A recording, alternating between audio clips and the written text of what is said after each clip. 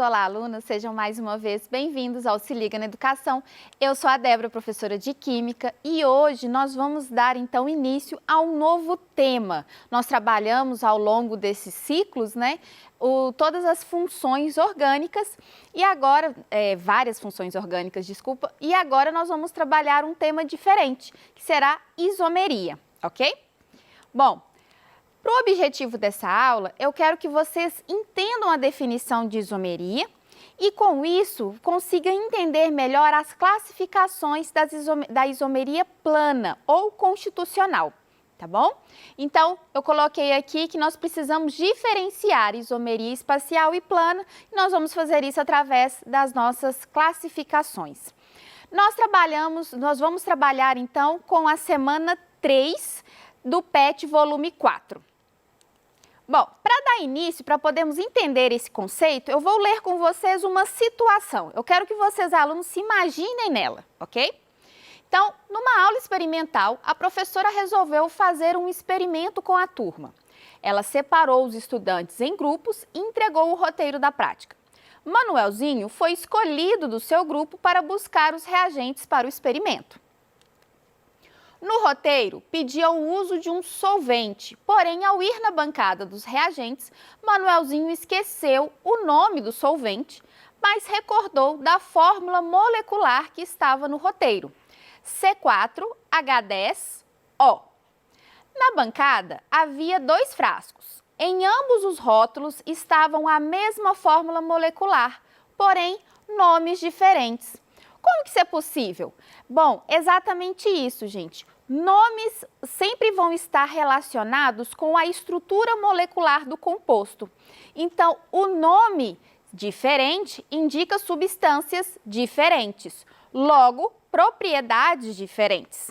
Mas então, eu tenho 2 substâncias diferentes e que têm a mesma quantidade de carbono, de hidrogênio e de oxigênio. É essa exatamente a definição de isomeria. Então, a definição de isomeria é 2 ou mais compostos diferentes que apresentam a mesma fórmula molecular. Então, observe que na situação em que eu comentei anteriormente, na situação que eu narrei para vocês, nós tínhamos 2 substâncias diferentes, com nomes diferentes, porém com a mesma quantidade de elementos. Isso indica que essas substâncias eram isômeros. Então, vamos voltar lá no caso. Então, nós tínhamos 2 substâncias com C4H10O. Então, um deles se tratava do butan-1-ol, que é um álcool.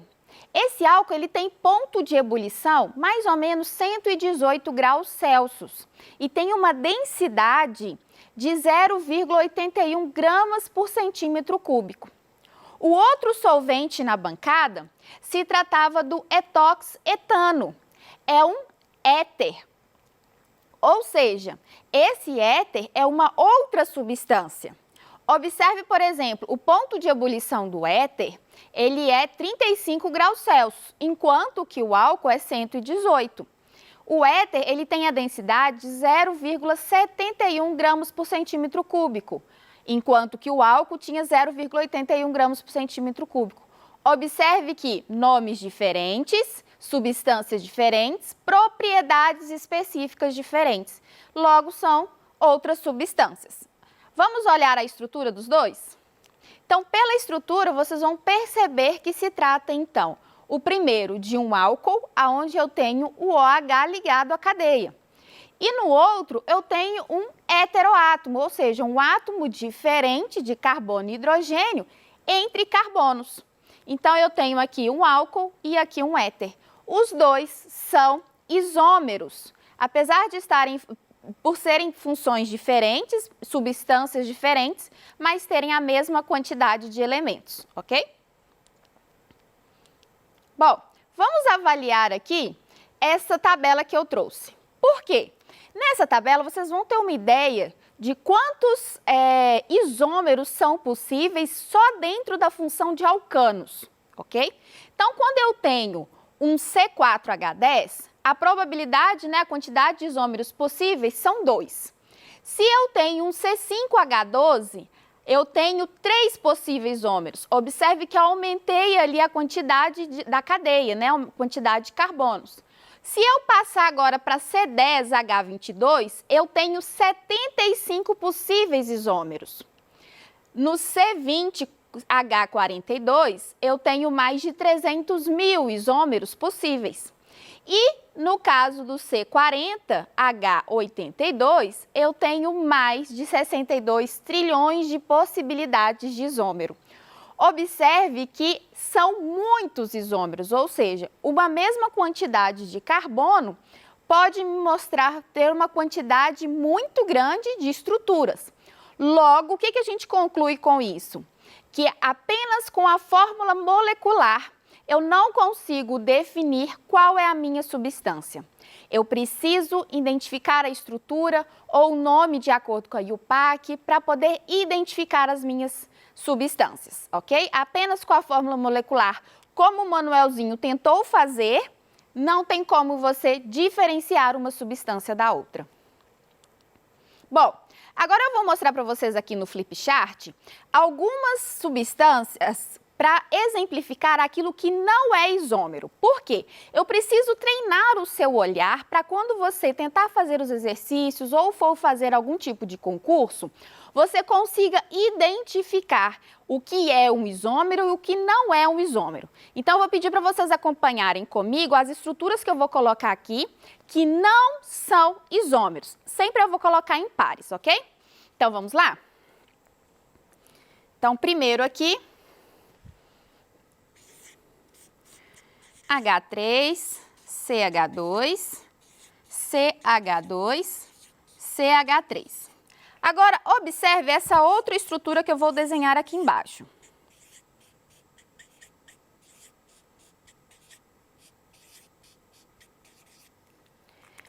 Bom, essas eu já falei para vocês que não são isômeros, certo?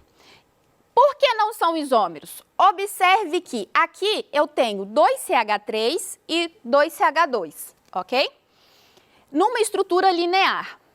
A única coisa que diferencia essa estrutura dessa é aonde eu desenhei o meu CH3, correto? Aqui ele está linearmente, aqui ele está para baixo, porém ele continua ligado no mesmo CH2 que o de cima, e eu tenho exatamente as mesmas quantidades, CH3, CH3, CH2, CH2. Então, logo, essas estruturas são iguais. Então, cuidado quando for fazer os exemplos e os exercícios, para você não comparar substâncias que, na verdade, não são isômeros. Simplesmente estão desenhados, ou seja, representados de formas diferentes. Ok? Vou colocar uma outra situação aqui. Então, vamos lá.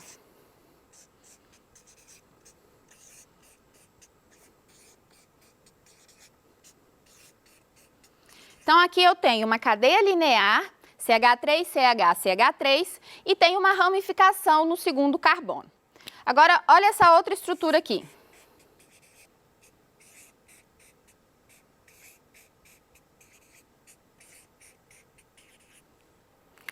Observe que eu tenho exatamente a mesma estrutura. Eu tenho uma ramificação aqui no segundo carbono e aqui eu tenho uma ramificação no segundo carbono.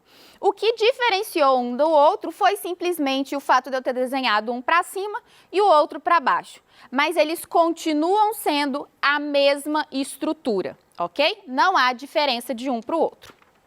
Vamos agora para o terceiro caso.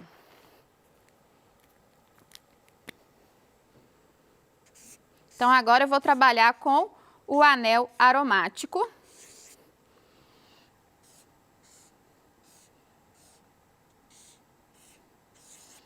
Ok, o CH3 aqui.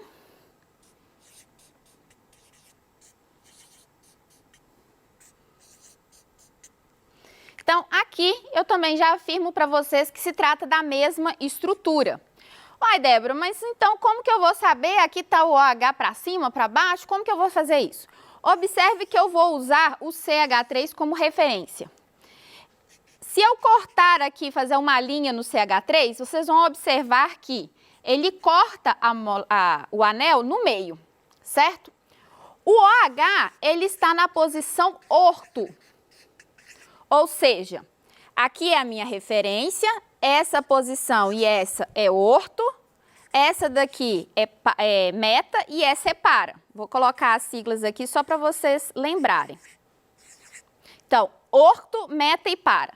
Então, olha só, se essa é minha referência, que cortou aqui meu anel no meio, eu tenho o OH em qual posição aqui? Exatamente na posição logo em seguida, ou seja, essa é a posição orto, essa daqui passa a ser a meta e essa daqui passa a ser a para. Então, a única coisa que eu fiz, olha aqui para esse pincel, é como se eu tivesse pegado simplesmente e feito isso daqui, ó, virado ali de cabeça para baixo, ok? Então, é a mesma estrutura, ok? E por último, o último exemplo que eu quero dar para vocês, que eu quero fornecer é esse aqui, ó. Então, vamos lá.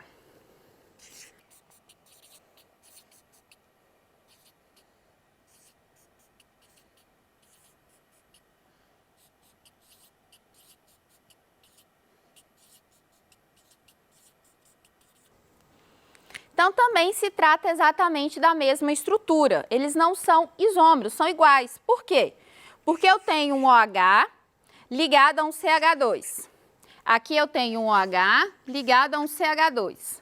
Observe a sequência. Daqui tem CH2, CH2, CH3. Daqui, CH2, CH2, CH3.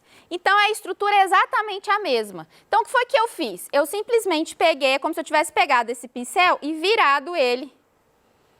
Então, eu simplesmente desenhei a estrutura assim, é como se eu tivesse pegado ela e virado para você. Tivesse feito ela ao contrário. Então, também se trata da mesma estrutura.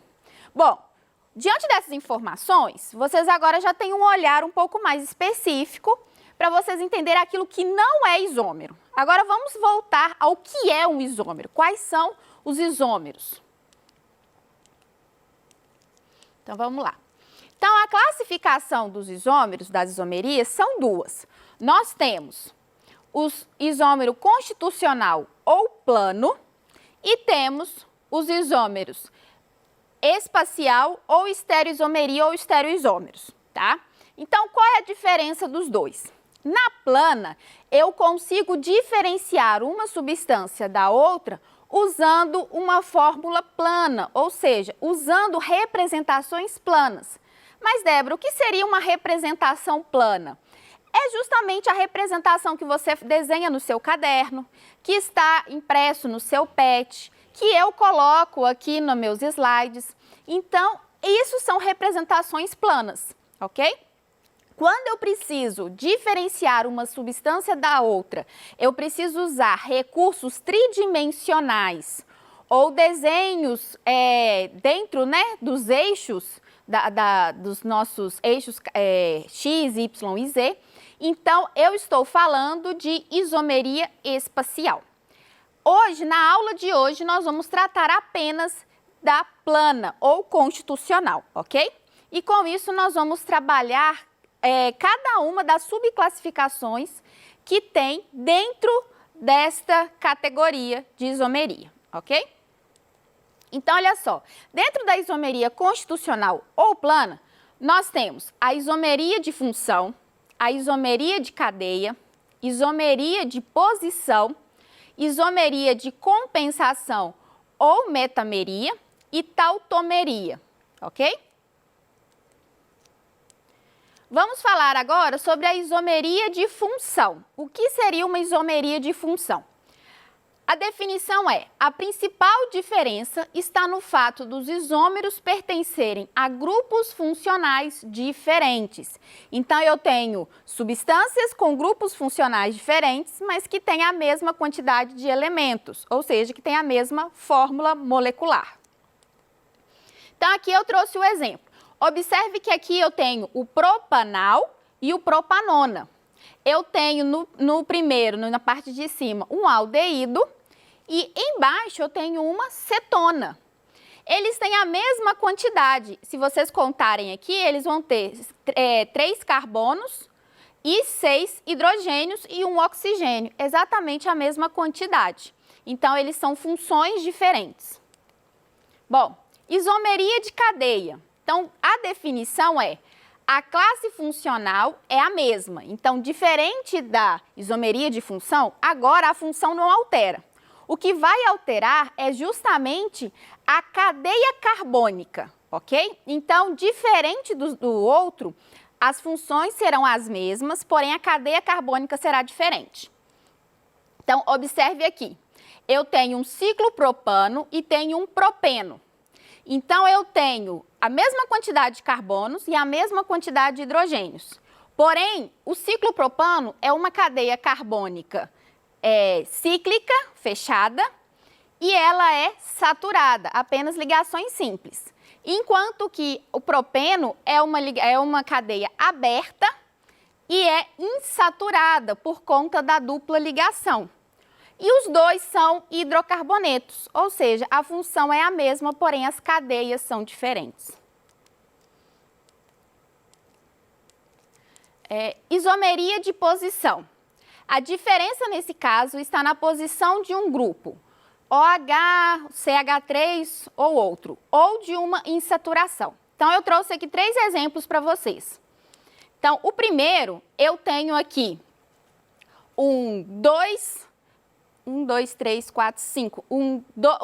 2-metilpentano.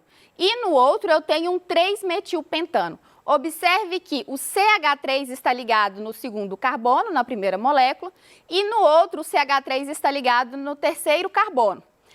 Débora, mas só a mudança da ramificação vai alterar a substância? É outra substância? Sim.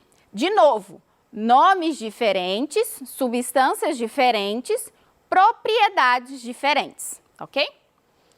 Agora vamos olhar o segundo caso. Bom, aqui eu tenho uma função, o OH, ligado no primeiro carbono, enquanto que no outro ele está ligado no segundo carbono. De novo, é uma isomeria de posição. Houve a alteração da posição da minha hidroxila. E nesse último caso, eu tenho 2 moléculas onde a mudança está na insaturação.